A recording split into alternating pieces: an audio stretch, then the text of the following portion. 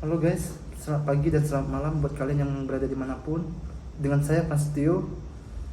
Di sini saya mau menceritakan tentang pengalaman pribadi saya yang terjadi pada tahun 2004 tentang bencana alam gempa dan tsunami di Banda Aceh. Kejadian itu terjadi pada pukul 8 pagi, di mana saya dan keluarga sedang tidur di rumah. Saya dibangunkan sama kedua orang tua saya bahwa adanya gempa.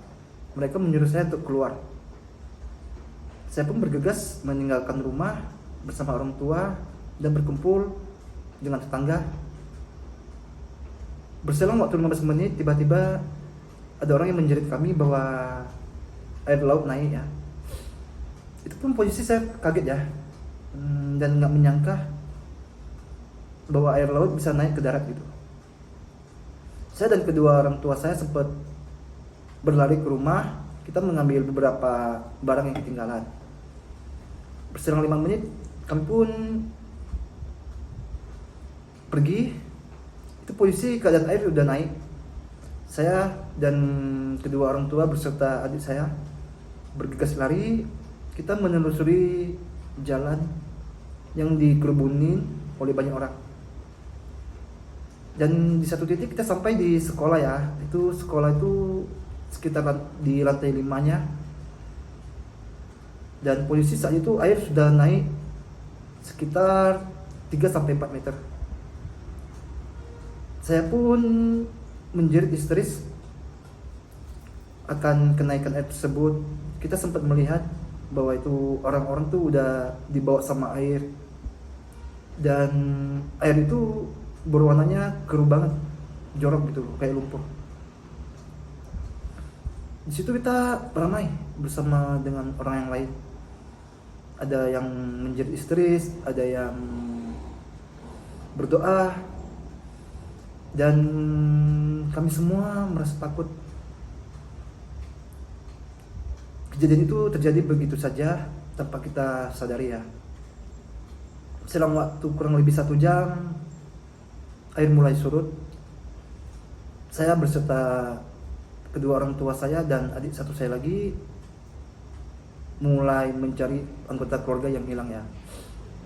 Karena pada hari Minggu tersebut adik saya yang ketiga itu beraktivitas seperti biasanya. Kita berusaha mencari dia di seluruh pinggiran jalan sambil bertanya sama orang ya. Tapi hasilnya nggak ditemukan. Saya dan orang tua saya pikir adik saya nggak selamat. Kita tanya satu persatu dengan orang yang lewat, ada jumpa nggak dengan adik saya yang berinisial F ya, F. Tapi kata mereka nggak ketemu kan. Terus kita pun bertemu dengan saudara-saudari saya seperti paman saya. Posisi paman saya tuh dia pun sedang mencari anaknya yang hilang. Dia punya 2 anak, anaknya hilang di tsunami juga.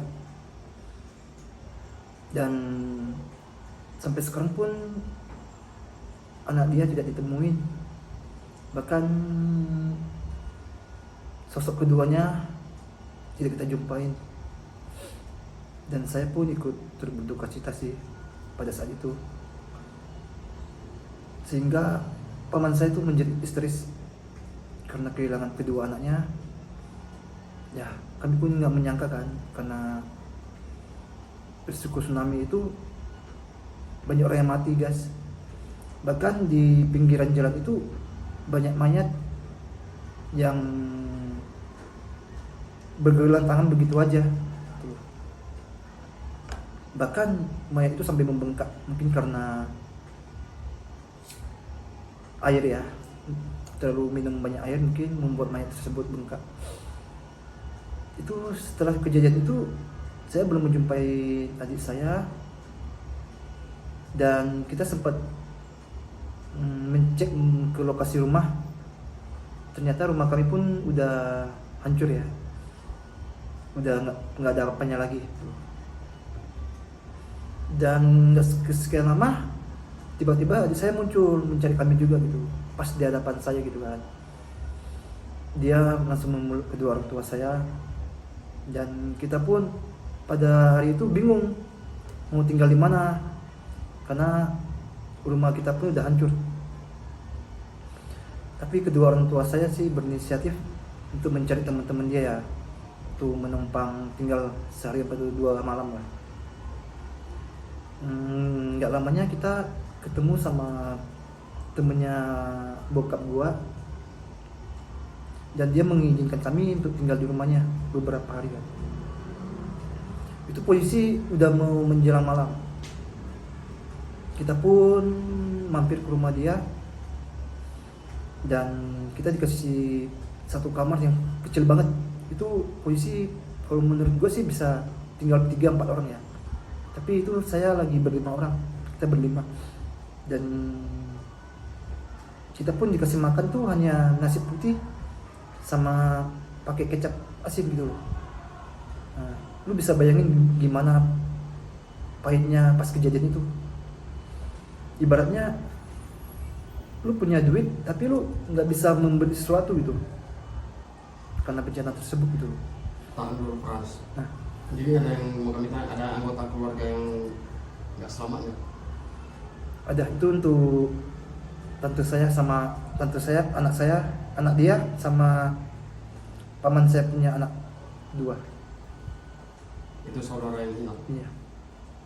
Dan lebih dari itu, Lebih dari itu puji Tuhan sih nggak ada. nenek, kakek, Nenek dari bapak sih, dari bapak. itu selamat. Itu kita awalnya kira dia selamat ya, cuman itu posisi kesalahan dari paman saya. Soalnya kejadian itu nenek saya pergi ke pasar pada hari Minggu.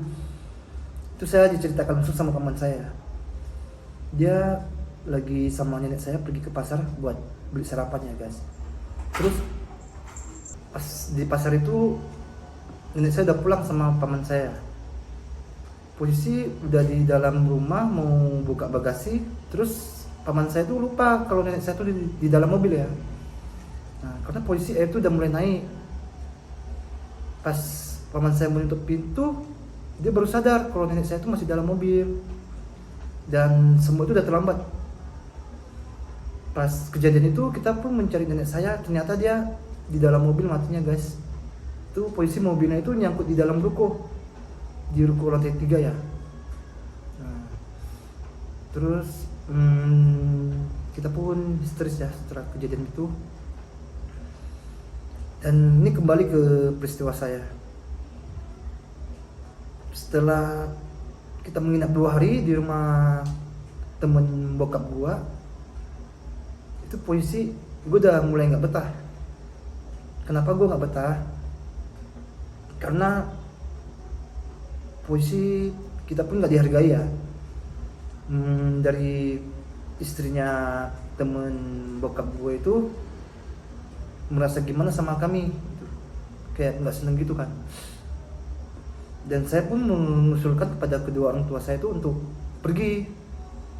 Kita tuh berencana untuk ke Medan ya, kita ke Medan. Nah, di hari ketiganya pun kita berusaha ya untuk ke bandara. Di sana tuh polisi di bandara itu ada bergu penolong ya, kita bilang bergu penolong itu yang menyediakan itu pesawat Hercules ya, pesawat Hercules untuk keberangkatan ke Medan ya. Cuman ada kapasitasnya tuh sekitar menampung sampai kurang tahu ya, mungkin sekitar 15-20 orang. Itu kita pas sampai di bandara itu pusat tuh penuh guys. Kita nggak ada lagi melayani orang mereka. Dan orang tua saya pun berinisiatif untuk mencari bantuan ya, seperti lewat jalur darat ya. Dan puji Tuhan pun orang tua saya jumpa bis yang mau antar ke Medan ya. Kita pun berangkat, kita berlima kita pun berangkat dari Banda Aceh menuju ke Medan. Itu pada malam hari kita. Dan sampainya di Medan pun kita bingung. Nah, kita mau tinggal di mana gitu. Karena polisi kan kita di Medan pun belum punya rumah kan. Tapi dari bokap gua itu nelpon ke saudara dia. Dan puji Tuhan pun saudara dia pun mengizinkan kami untuk tinggal beberapa hari di rumah dia. Pas sampai di rumah saudara bokap gua ya, kita pun di sana nginap sekitar 4 sampai 5 hari lah. Setelah itu ya gue sama orang tua gue berinisiatif kalau gue tuh mau sekolah guys, ya kan. Dan kita tuh diantar ke suatu itu ada balai pengungsian gitu untuk orang tsunami ya. Jadi kita untuk orang yang kena tsunami itu disediain tempat tinggal gitu guys, per keluarga gitu ya. Dan kita pun berpindah ke posko tersebut pengungsiannya. Sampainya di pengungsian, keesokan harinya gua pun didaftarin untuk sekolah ya bersama adik-adik. Kita pun mulai sekolah, aktif sekolah. Dan di dalam sekolah itu pun teman-teman yang lain merasa iba ya mungkin ya sama kami, karena kita kan habis kena bencana gitu. Setelah itu kita pun mendapat bantuan dari pihak sekolah berupa biaya gratis untuk uang sekolah, terus pakaian, buku-buku tuh semua gratis, awalnya gratis ya. Tapi setelah masuk bulan kedua itu tiba-tiba gue bingung itu guys, gue dipanggil sama kepala sekolah itu bahwa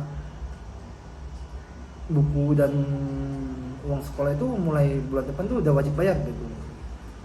Ya udah, itu pun gak jadi masalah kan gitu. Setelah ini gue percepat aja ya. Setelah gue sekolah itu selama setahun, kita pun berencana untuk mengecek lokasi lagi. Kita pulang ke Banda Aceh, kita membangun rumah kita dulu yang udah rusak gitu. Dan setelah masa pembangunan itu, gue sama nyokap gue masih stay di Medan ya. Bokap gue aja yang mengurus rumah yang di Aceh. Setelah rumah itu selesai, dari bokap menyuruh kami untuk pulang. Terima kasih buat kalian yang udah setia menonton video ini. Saya cuman mau membagikan pengalaman hidup saya tentang bencana alam yang terjadi di Banda Aceh. Sekiranya jika saya ada kata yang kurang berkenan, saya minta maaf kepada teman-teman sekalian. Sekian dan terima kasih.